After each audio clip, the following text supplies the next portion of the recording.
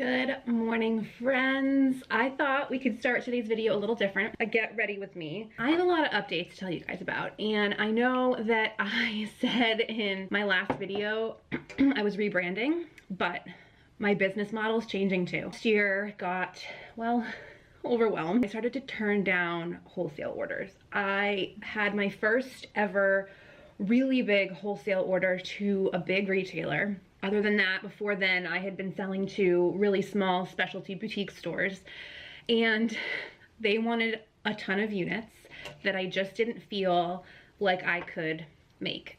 I came home and was thinking to myself, like, Caitlin, this isn't why you left your corporate job. This is not at all the game plan of staying the same size, staying small, and you know, you need to step it up.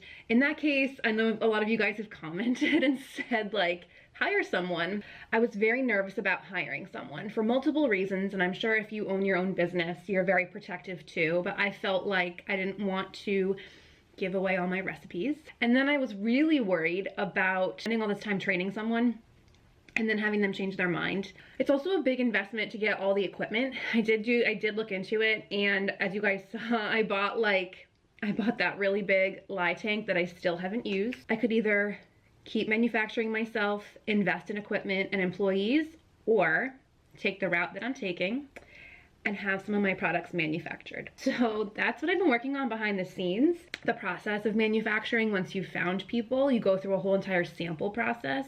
Then you have to go through costing, and then there's a testing period. So where I'm at in this whole thing, got an email on costing yesterday. It's not ideal in the sense, like, you are paying a little bit more because you're having somebody else manufacture your products, but the amount of time and I'm gonna get back to be able to market, I feel like I haven't been on Instagram at all. I feel like I've let you guys down a little bit, just not being on YouTube consistently. Forgot my concealer. This is really hard, these get ready with me's.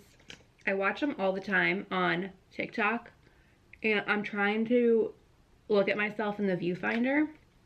I gotta figure out how these girls do this because I can't see what I'm doing, and I could be putting like clown makeup on and not even know. It looks okay. We're gonna roll with it. Anyway, so today I have some meetings in regards to the manufacturer. That's this afternoon. I need to go into the studio after we get ready, and I'm going to take inventory of all my raw materials. So the process of the manufacturing, it's still kind of rolling. I don't have a set time when I'm going to go to the new brand and when the product will be ready. Because of that, I basically need to keep selling Fiorella. So, since I need to pay my bills. So basically, I will be restocking my products January, February for sure. And I have nothing. I showed you guys in the last vlog, I have absolutely nothing. Okay, it was literally nothing, and I just looked out the window and it's snowing. Welcome to January. Anyway, today we have meetings this afternoon, and then I'm going to take inventory using my Inventora system. You guys know I love that so much. It is really a lifesaver when you make products to keep track of your raw materials and your finished products. So I have almost nothing in the studio for finished products. I do have some raw materials, but before I order anything, because I'm trying to be pretty scrappy, I don't want to over order materials if I'm not going to make it into final product. Kind of get it, right? Like, it's this weird transition of Fiorella to the new brand, and I don't want to just buy a bunch of stuff that I'm never going to use. I did a big sale a couple weeks ago, but I didn't get rid of everything in the sale, and I still have some fall product I showed you guys.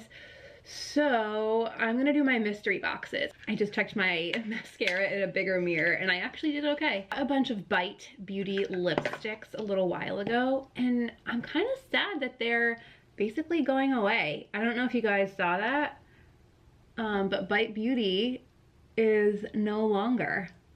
So they won't be selling any product. What they are doing is their lip lab, which I tried to get into in New York City once when I was there for work at my old job.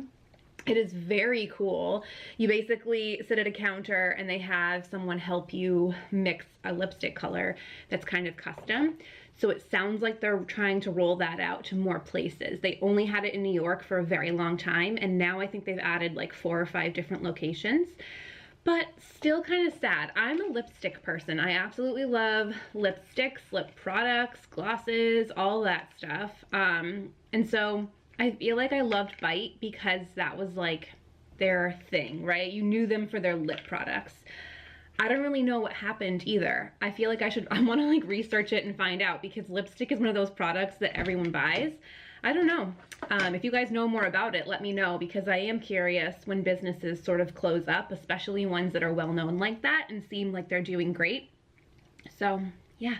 Anyway, I hope you guys are excited to spend the day with me. Let's head to the studio and tackle our to-do list together.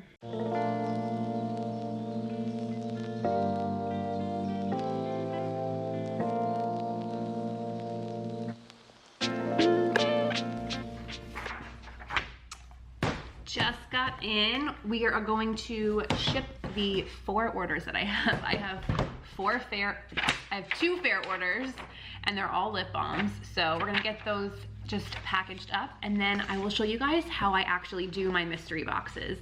I don't know if it's strategic or just how I do it.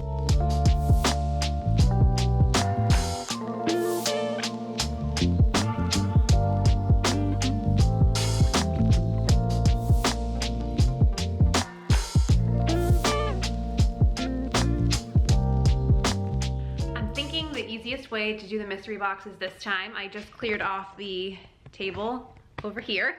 I'm gonna pull everything down that is an item that is like older. I have some pumpkin left over and ski bunny, and then these are my Coraline stuff, so if it's year round I'm gonna leave it up, and then I'm gonna plug it all into Excel and basically just figure out the value of everything. Because I am stuck with more large sizes, it's a little bit different than it used to be. Normally I would be able to get away with doing 1 large and then 2 or 3 smalls, so people felt like they were getting a variety of stuff.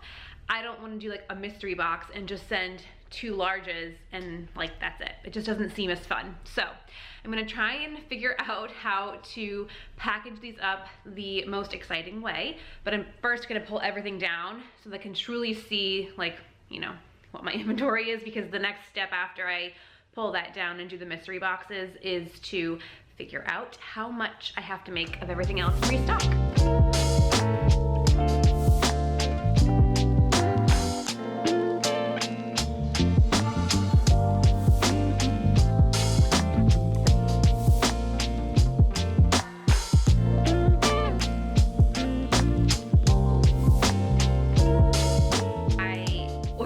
It all, and I can do 36 mystery boxes that are all valued at over $62 to $4.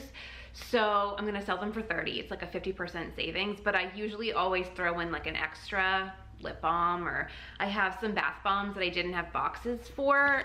Because they don't have any labels on them though, I have to make like a little card for them. It's not nothing fancy. You can't send product to somebody without telling them what it is, and what's in them and the ingredients and everything. So I just have to make like a little card for each of those, and I know which ones they are. So I'll have to do that when I get home tonight. So I can't quite pack these up yet, but at least I know how many I can do. And then I'm about to take inventory on full price product, which will take me like 2 seconds because you guys saw there's nothing there. And then do raw materials.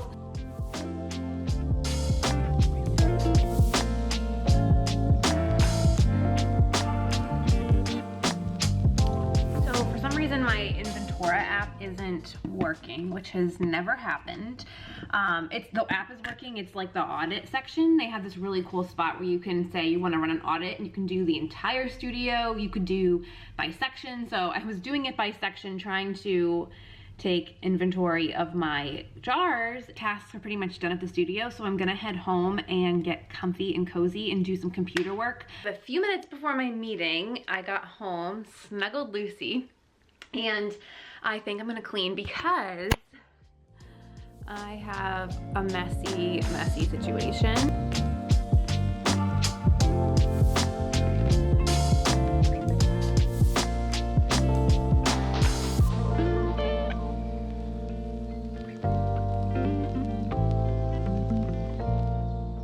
have a very big problem with buying business books. These are all my new ones that I just got in, and I have another one that I'm reading right now. So I will read these. They are all on my list, and I will let you guys know if they're worth it. I was majorly influenced by a TikTok that I saw because it was this girl and she said, oh, my business professor from Yale posted this blog post about the top 14 books you must read if you're a small business owner in like 2023. And it was 14 books. I think I bought at least half the list. I don't read a lot of fiction books. I'm pretty much just stick to either self-help books or the business world. So when I saw all of these, they all looked so good. A lot of them are on getting people to convert online. One is about someone who was, I believe, the CFO of Nike, which is a great information story, building trust with people. And See, Solve, and Scale is the other book that I think will be really good for where I'm at in my journey now that I've shared with you guys some of the updates. The other thing I have over here, I am so big into inspiration and just finding inspiration everywhere. I have wanted these for so long. You may think they're a little silly. They are kind of expensive, but I just get so much joy out of them. It's the Pantone color chips.